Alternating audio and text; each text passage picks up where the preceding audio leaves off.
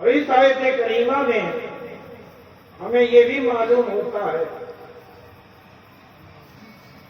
कि ईमान वाले जो हैं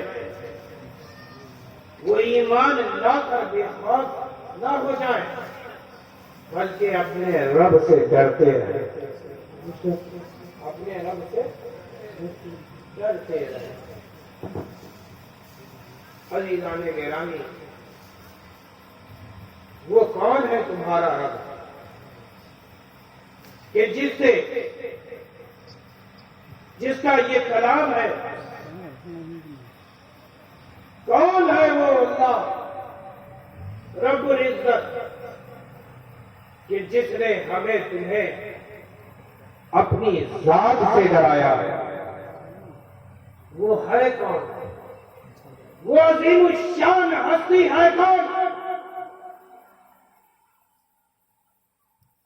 तो वो कोई और नहीं बल्कि हमारा तुम्हारा माबूद है, जिसकी हम इबादत करते हैं। वही इबादत के लायक है। जिससे हम मदद तलब करते हैं वही इस लायक है कि उससे मदद मांगी जाए। वही है कि जिसने अपने बंदों के सीनों को हिदायत के नूर से रोशन किया। वही है ऐ इंसान जिसने तुम्हें हमें वजूद बख्शा। वही है कि जिसने बाप के पुष्ट में तुम्हें हयात दी, बाप के पुष्ट से निकाल कर तुम्हें मां के रहम में दाखिल किया, मां के शिकम में तुम्हारी परवरिश किया, तुम्हारे रिस्क का इंतजाम तुम्हारी मां के पेट में फराहम कर दिया। वही है कि जिसने तुम्हें परवान चढ़ाया। वही है कि जिसने तुम्हारे पैदा होते ही मां के छाती में दूध उतार दिया। जी जी जी। तुम्हारे जरूरतों को पूरा करने वाला वही है। वही है कि जिसने तुम्हारे लिए रिस्क देने का वादा कर रखा। वही है इंसान जिसने तुम्हें जिंदगी दी, जिसने तुम्हें हयात बख्शी। तुम थे क्या? कुछ नहीं। तुम्हें पहचानता कौन था? तुम्हें जानता कौन था? वही है तुम्हें हमें इज्जत देने वाला। वही है जिल्लत देने वाला। अल्लाह जिसे चाहता है इज्जत देता है और जिसे चाहता है जलील करता है। जी जी। सुभान अल्लाह। वही जो मनकशा तुजिल्लो मनकशा, वही है इज्जत और जिल्लत का मालिक। है इंसान, जरा अपने वजूद पे गौर करो। कौन है इस लायक जो तुम्हें देखने की ताकत दे? कौन है इस लायक जो तुम्हें बोलने की ताकत दे? कौन है इस लायक जो तुम्हें सुनने की ताकत दे? कौन है इस लायक जो तुम्हें हरकत और सकनात की ताकत दे? कौन है इस लायक जो तुम्हें हुक्मरानी देने वाला है? कौन है इस लायक जो तुम्हें ताकत और कुव्वत देने वाला है? तो तुम कहोगे अपने वजूद को देखकर कि तुम्हारे जिस्म में हरकत और सकनात है, सीने में धड़कता हुआ दिल है और इस धड़कते हुए दिल में मोहब्बत रसूल है। तो तुम कहोगे ये मोहब्बत रसूल, ये ईमान देने वाला कोई और नहीं बल्कि मेरा खुदा है।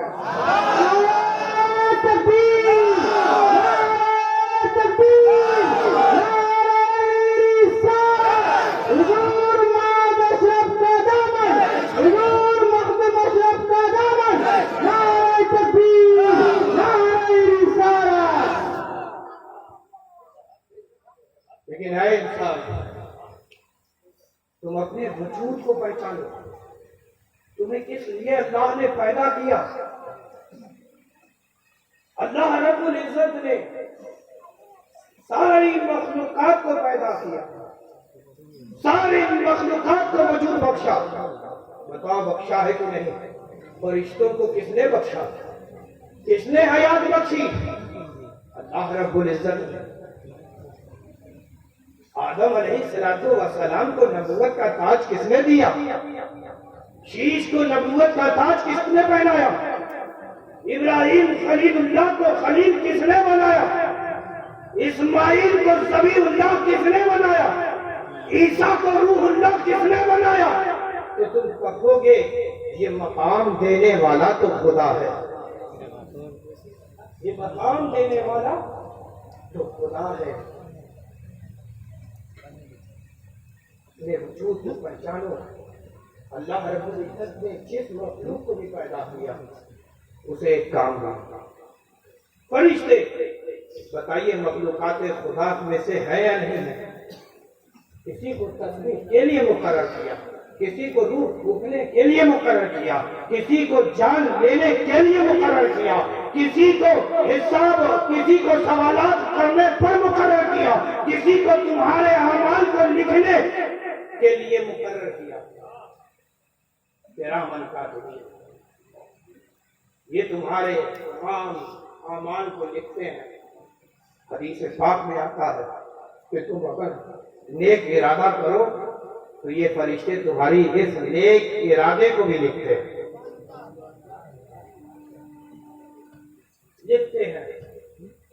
वो कौन है कि जिसने तुम्हारे अमाल को लिखवाया? तो वो कोई और नहीं बल्कि सुपर पावर, कोई और नहीं है बल्कि हमारा तुम्हारा खुदा है। हमारा तुम्हारा खुदा है, सबसे ज्यादा पावरफुल। लेकिन ऐ मुसलमानों, तुम्हें अल्लाह रब्बुल इज्जत ने किस लिए पैदा किया? इसलिए ताकि तुम अल्लाह की इबादत करो। लेकिन ऐ इंसान, ऐ बनी आदम, तेरी अक्ल को क्या हो गया? तू उसे पूजता है जिसको तू खुद बनाता है,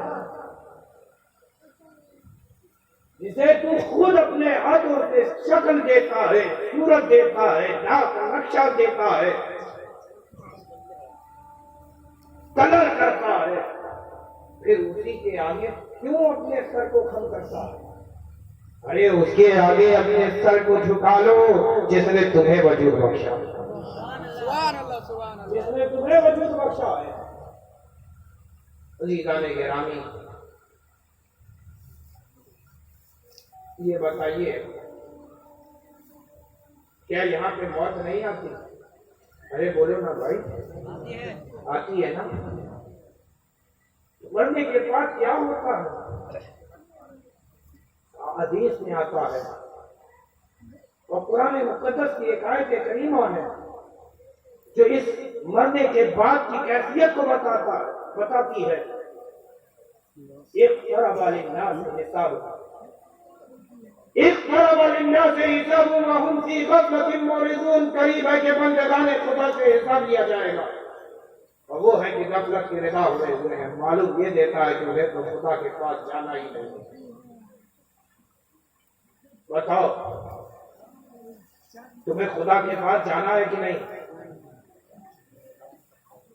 जाना है ना? किस मुंह से जाओगे? वह मुसलमानों, अपने अमाल को सही कर लो,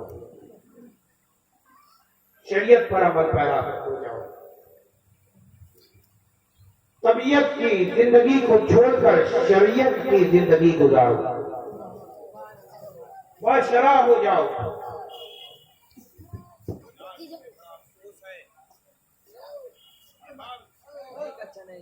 अपनी जिंदगी को अपनी तबीयत पे जिंदगी गुजारते हैं। मुस्तफा जाने रहमत की क्या है शरीयत? जरा इन बंदगाने खुदा से पूछो जिन्होंने नमाज कभी नहीं छोड़ी, नमाज कभी नहीं छोड़ी। वो खुदा का वली हो ही नहीं सकता जो खुदा की इबादत न करे। वो हो ही नहीं सकता। वो आलिम तो हो सकता है मगर वली नहीं हो सकता। आलिम के मतलब जानते हो? जानने वाला। यहां बैठे हर एक शख्स आलिम है। ये जानता है कि नमाज पढ़नी है, जानता है कि नहीं जानता? लेकिन ये कैसे आलिम है कि नमाज जानते हैं कि हम पे फर्ज है लेकिन हम पढ़ते नहीं। मुसलमानों, खुदा के हक को पहचानो, खुदा के एहसानात को याद करो कि तुम पर खुदा ने कितने एहसानात किए। बताओ ये खुदा का एहसान है कि नहीं कि तुम्हारे लिए आसमान का शामियाना बना है, तुम्हारे लिए ठंडी ठंडी हवाओं का गुजर किया ताकि मेरे बंदे को आराम मिले। बताइए यहाँ बारिश होती है कि नहीं? ये किसके कहने पर, किसके हुक्म पर होती है? खुदा के हुक्म पर हुआ करती है। लेकिन सुनो, जो खुदा का हबीब होता है, जो खुदा का हबीब होता है, अगर उसके पास एक कौम आए जिसे हम तुम यहूदी कहते हैं, यहूदी का एतकाद देखो कि मुस्तफा अगर दुआ कर दे, मुस्तफा अगर कह दे तो खुदा यहाँ पे बारिशों के अंबार लगा देगा, जल थल कर देगा। मुस्तफा के पास आए, मेरे मुस्तफा का इख्तियार देखो, मुस्तफा जाने रहमत का कमाल देखो। उंगली का एक इशारा किया, एक टुकड़ा आया, पूरे मदीने को जलथल कर दिया। फिर इशारा फरमाया, वो टुकड़ा वापिस अपनी जगह चला गया। जानते हो कि जो खुदा का हबीब हो जाता है, खुदा उसका हबीब।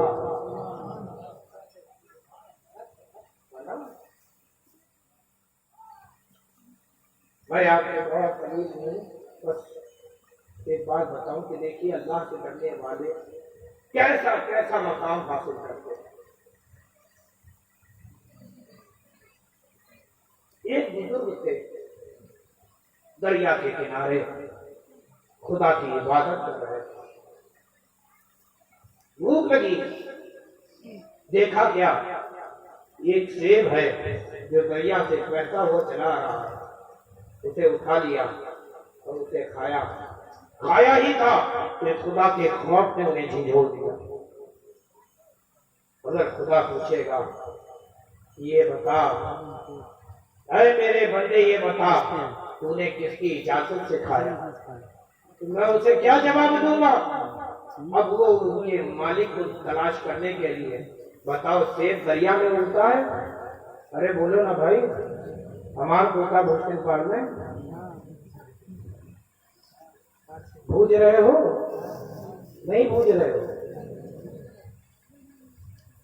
सेब चलते हो ना, लाल लाल होता है, गोल गोल, वो बहता हुआ आ रहा था, उठाया, उठा के खा लिया, खाया तो खुदा का डर। जब इस सेब का कोई मालिक होगा, कौन है उसका मालिक?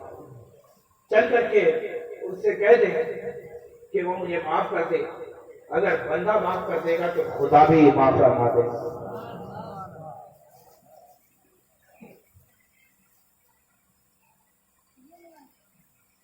दौड़े दौड़े जहां से दरिया बह रही थी उसी की तरफ रवाना हुए। देखा क्या कि एक शाख है जो दरिया में झुकी हुई है और देख रहे हैं कि उसी शाख से सेब गिर रहा है। उनको यकीन हो गया कि जो सेब मैंने खाया है वो इसी बाग से गिरा है। फौरन उस बाग के मालिक के पास गए और कहा कि मैंने आपके बाग का एक सेब खा लिया है, आप मुझे माफ कर दें। आप माफी मांगने आए हो? तुम्हें यहाँ पे 14 साल खिदमत करनी होगी, 14 साल बाद की इबादत करनी होगी, उजरत नहीं दूंगा। फौरन कहा कि ये बताओ बदले में मुझे माफी मिल जाएगी या नहीं, माफी मिल जाएगी या नहीं। कहा पहले खिदमत तो करो। 14 साल खिदमत की, एक जुबान पर ना बोला, कोई उजरत न मांगी। जब 14 साल मुकम्मल हो गए फिर कहा कि अब मुझे माफी मिल सकती है। कहा नहीं, एक लड़की से तुम्हें निकाह करना होगा जो अंधी है, बहरी है, गूंगी है, लंगड़ी है। बताओ है जवानों, क्या तुम ऐसी लड़की से निकाह करोगे? लेकिन वो कैसा खुदा का बंदा था, खुदा से कैसा डरने वाला था, उसने एक आन भी जाए किए बगैर फौरन हामी भरनी का हाँ मैं तैयार हूं, हाँ मैं तैयार हूं। निकाह हो गया। अब जो कमरे में दाखिल हुए तो देखा ये कि एक बिस्तर है, बिस्तर पे एक दुल्हन है जो घूंघट ओढ़े हुए है और वो बोल रही है अस्सलाम वालेकुम, अस्सलाम वालेकुम। मैंने वालेकुम अस्सलाम कहा तो फौरन उठ के खड़ी हो गई और चल दी, हिली। उन्हें एहसास हुआ लगता है मैं गलती से दूसरे हुजरे में आ गया हूं, क्योंकि ये मुझे देखने वाली भी है और मेरे सलाम का जवाब भी ये सुनकर फौरन खड़ी हो गई और इसने सलाम किया। ये बोलने वाली है, खड़ी भी हो गई।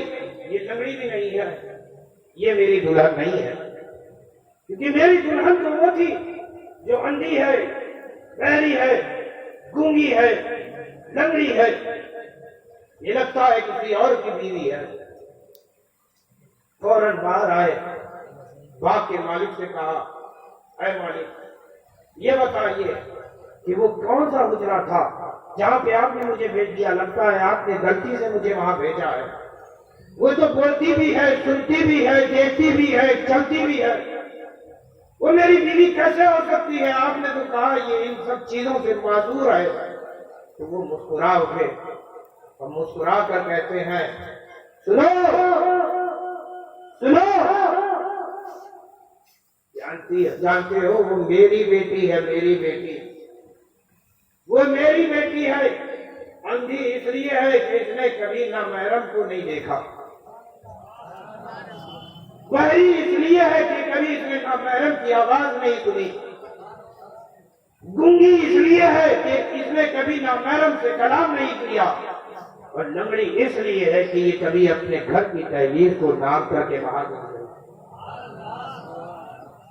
अजीज़ाने गिरामी,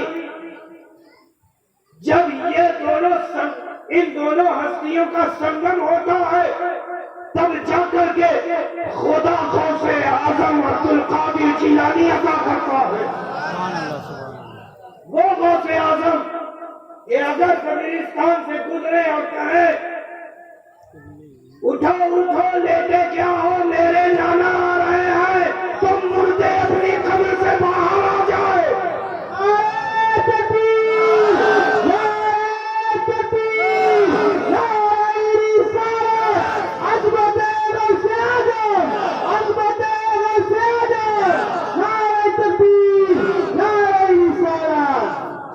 गौसे आजम का इख्तियार देखो। एक औरत आई जिसकी 6 लड़कियां थी, गौसे आजम के नाना के पास गई तो कहा कि मेरे शौहर ने ये कहा है कि अगर अब की बार तेरे पेट में लड़की है तो तुझे तलाक, तुझे तलाक, और अगर लड़की पैदा हो जाएगी तो तुझे तलाक है, लड़का हो गया तो तलाक नहीं।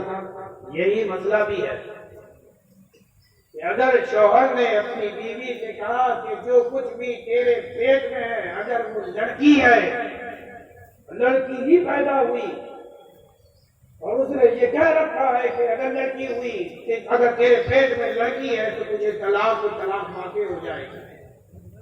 मसला है, कहा कि हुजूर आप तो सखी इब्ने सखी है, आले रसूल है, आप तो अली के लफ्ते जिगर है, आपकी रगों में तो फातिमी दूध दौड़ता है, आप तो मौला अली मुश्किल कुशा के मज़हर है।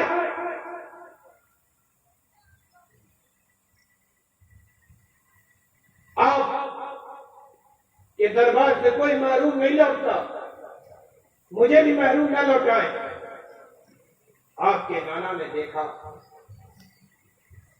और देख करके कहा कि जाओ, तेरी किस्मत में कोई लड़का नहीं है, जाओ, तेरी किस्मत में कोई लड़का नहीं है, लौट जाओ।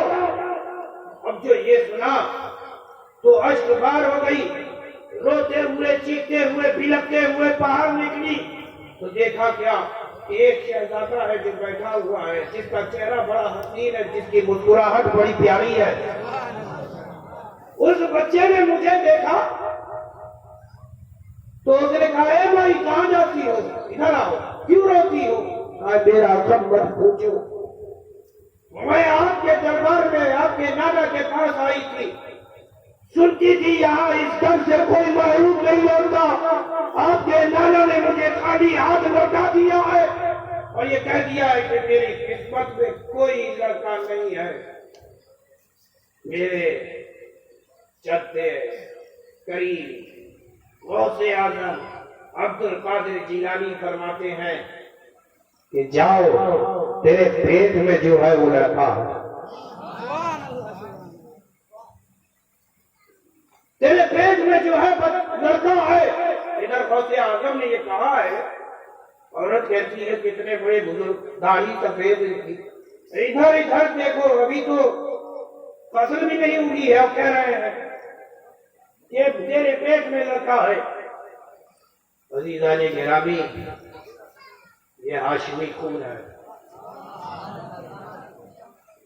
तेरी नस्ले पाक में है, बच्चा बच्चा नूर का, तू है ये नूर, तेरा सब घराना नूर का।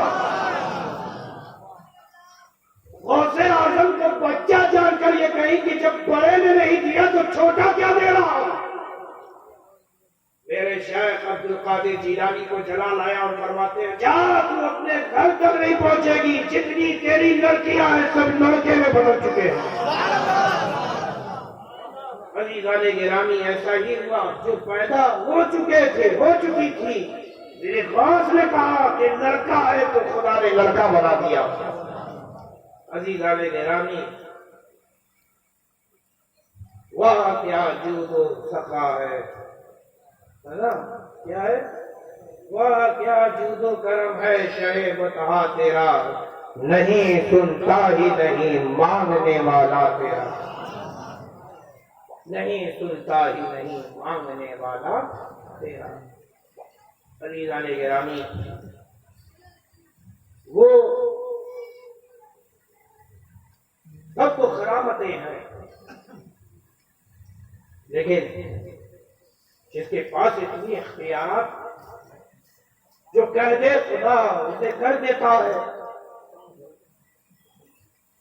खुदा ने अब्दुल कादिर जिलानी को इतना इख्तियार दिया, इतना आला मकाम दिया, लेकिन वो कैसे ईमान वाले थे, खुदा से कैसा ही डरने वाले थे, जरा इसको भी सुन लो।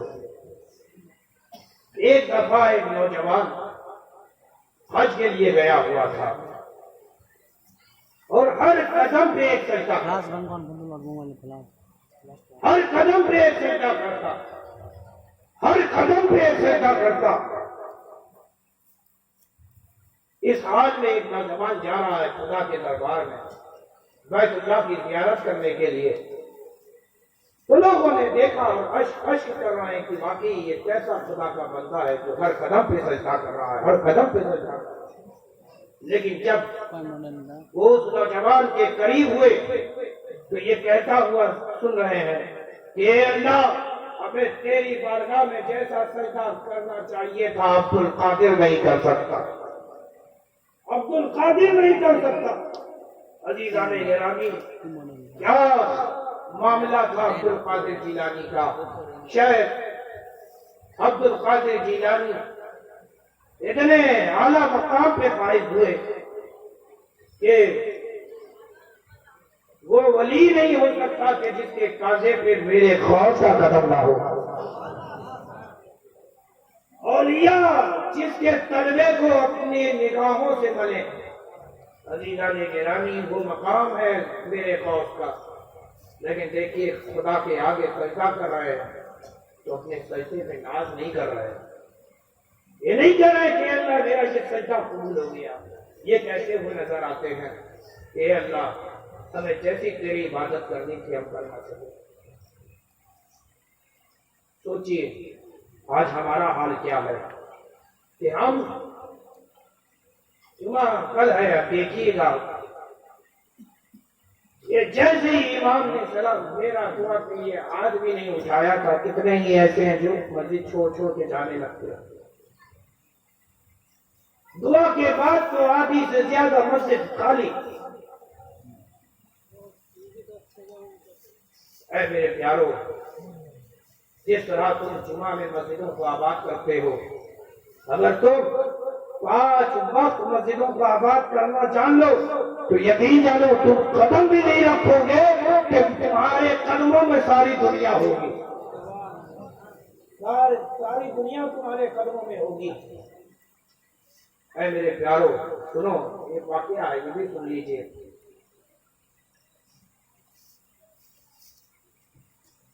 हज़रत सुल्तान औरंगजेब जिंदा पीर रहमतुल्लाह अलैह, नाम सुना है कि नहीं हज़रत औरंगजेब का? मुगलिया सल्तनत के बादशाह, अखंड भारत के बादशाह थे। अखंड भारत, अल्लाह ये कहते हैं ना अखंड भारत बनाएंगे। अखंड भारत अफगानिस्तान भी था जी, पाकिस्तान, बांग्लादेश, पूरा नीचे तक औरंगजेब की हुकूमत थी। हज़रत औरंगजेब की एक खासियत ये थी कि वो बहरूपियों को पहचान लेते थे। एक बहरूपिया था जिसका काम ही यही था, जिसका मशगला ही यही था कि वो नाटक किया करता था, दूसरों का लिबास पहनकर उसकी एक्टिंग किया करता था, अपने चेहरे को बदल लिया करता था।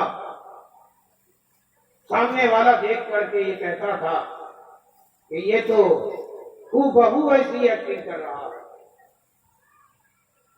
अजीज़ाने गिरामी, ये गुजरात से भी बंगाल आया था, उसने भी अपने चेहरे को किसी से मिलाने की कोशिश की थी, लेकिन बंगाल वालों, तुम्हारे पास हकी सिराज आईने हिंद भी है और 9 लाख पंडवी भी है,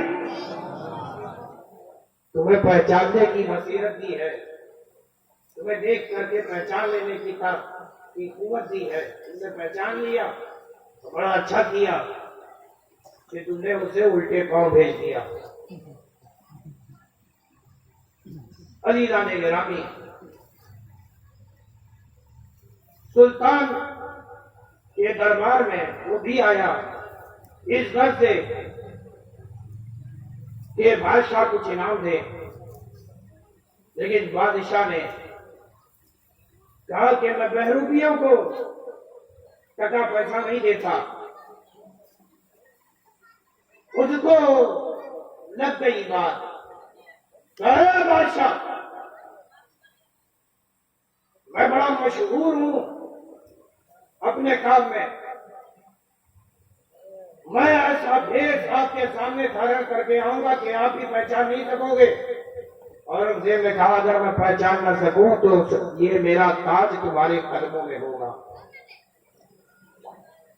मेरा ताज तुम्हारे कदमों में होगा। अरसा बीत गया, उसका नामो निशान लोगों की जुबान से हट गया, लोगों के ख्यालात में भी उसका कहीं जिक्र ना था।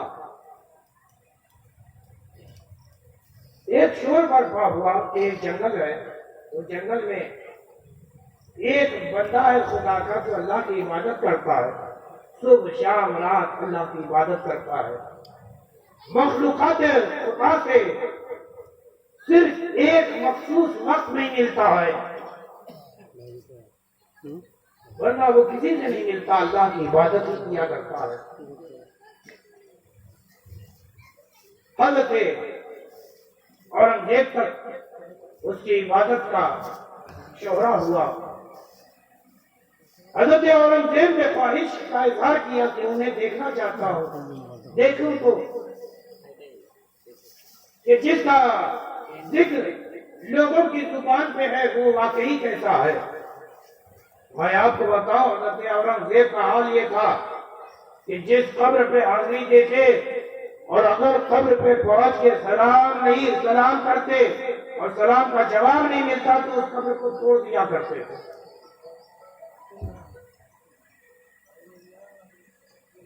वक्त हो रहा।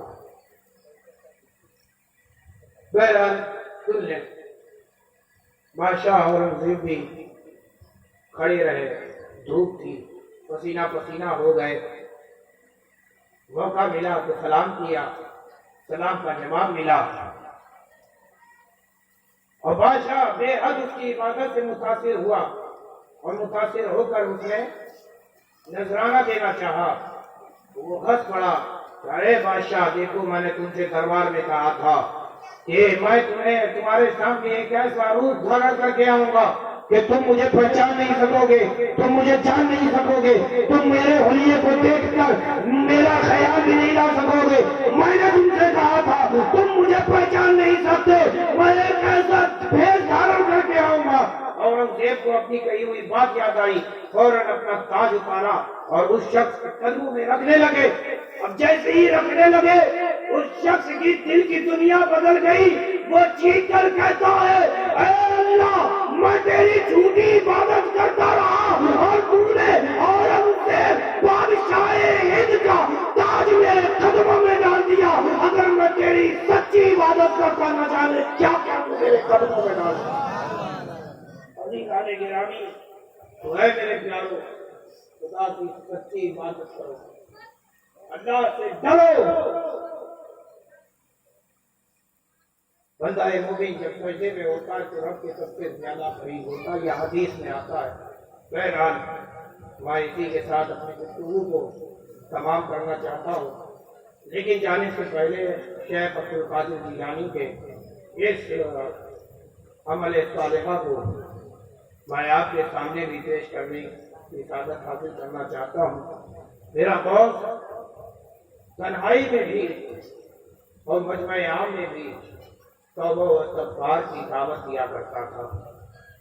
गौस के नाम की महफिल है, तो आइए किस तरह रोजाना होके नमाज में बैठते हैं, बैठ जाएं और अपनी आंखों को अपने दिल